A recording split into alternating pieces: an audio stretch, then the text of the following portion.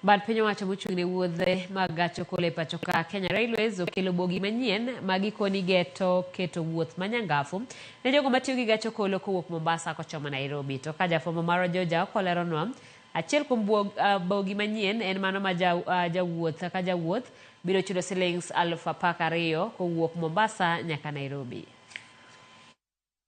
Jagoro mongirore e migao mar wuoth Mohamed Dagar ne ochope wath ma Mombasa kuma ne osidhe ayanga bogi manyien maromo 20 ma ibiro tigodo e gach okolo maringo e kind Mombasa gi Nairobi. E kind bogi 20 go, 4 kuomgi gin mago manie ngas midendo ni premium class migeno ni biro miyo wuoth bedo manyangafu ne jogo mabiro tiyo kodgi. One coach can carry a maximum of 28 passengers.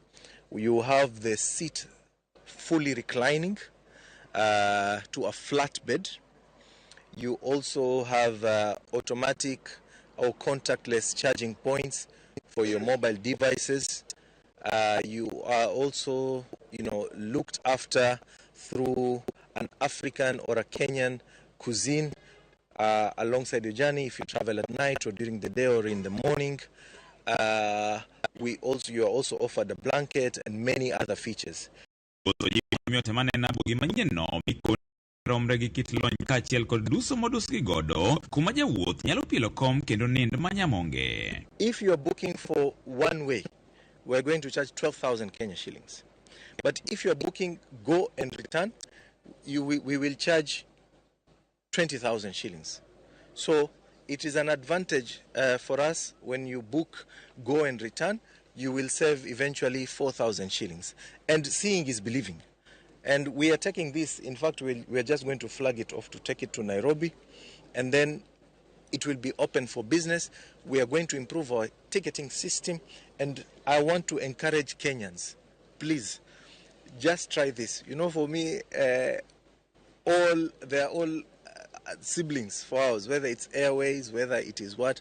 But what Kenya Railways has introduced is the first in the region, and we want to assure you comfort, safety, and seamless travel once you use the new introduced premium class.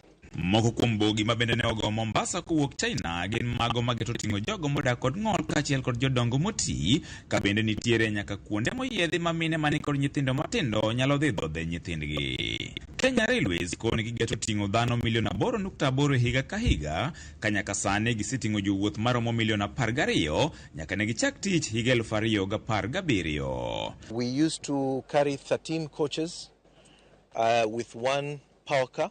With the new power car that we have received, we are now able to carry 20 coaches. And we have really been struggling with the demand of our SGR.